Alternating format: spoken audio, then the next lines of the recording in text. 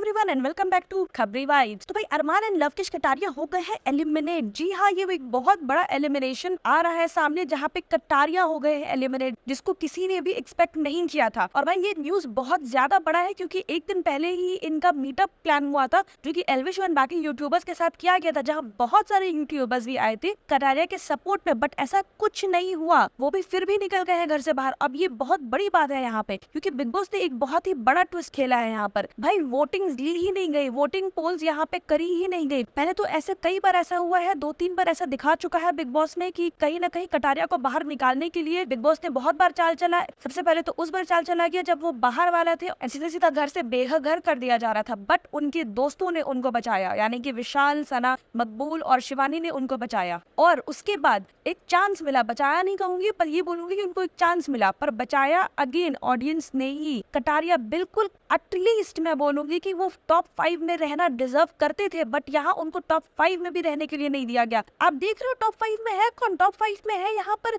Naezy, Sai Ketan and Kritika.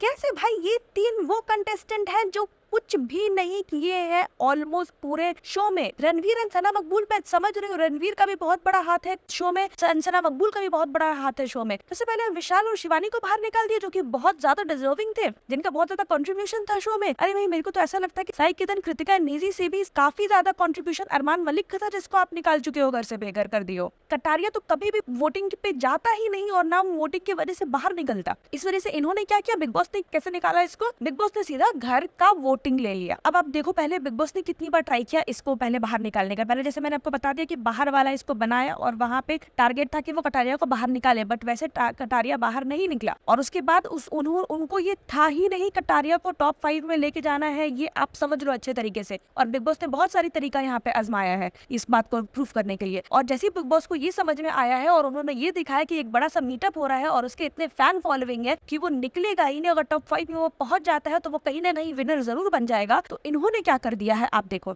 Voting करवा दी घर के अंदर में। वोटिंग उससे पहले इन्होंने क्या किया था कि जो वोटिंग होती थी जियो सिनेमा के ऐप में, कि आपको क्या करना है, आपको उसे वोट करना है जिसको आप घर में बचाना चाहते हो, जिसको आप सेव करना चाहते हो। बट उसका क्वेश्चन बिग बॉस ने इस बार घुमा दिया। इसमें आपको उसको वोट करना था जिसको आप घर से बेघर करना चाहते हो। जैसे कि आप जानते हैं कि लोगों को मीटअप के टाइम पे या फिर लव कटारिया के सारे फ्रेंड्स लोग ये काफी बार बोले हैं सब अपने सारे फैंस को, या आप लवकुश के लिए वोट करिए। और सबको प्रीमियम की सब्सक्रिप्शन भी कहीं ना कहीं इन लोगों ने प्रोवाइड की है। मैंने ये भी स्टोरी देखी थी लवकुश के लिए कि फर्स्ट 1500 फैंस को इन लोगों ने सब्सक्रिप्शन दिया था, जियो का प्रीमियम सब्सक्रिप्शन दिया था, ताकि वो कटारिया को भी वोट कर सके। तो यहाँ पे बिग बॉस ने क्या कर दिया था, यहाँ पे बिग बॉस ने सीधा क्वेश्चन ही चेंज कर दिया था कि आप किसको बेघर करना चाहते हैं, ताकि आदमी कहीं ना कहीं जा करके लवकुश को क्लिक करे बिना ये रीड किए कि ऊपर क्या लिखा हुआ है और वो एविक्ट हो जाए। इस पे भी फिर लवकुश कटारिया के फ्रेंड्स ने ये वीडियो बनाई थी कि आप देख करके वोट कीजिए, अब क्वेश्चन चेंज हो चुका है। तो ये भी एक ट्रिक था बिग बॉस का,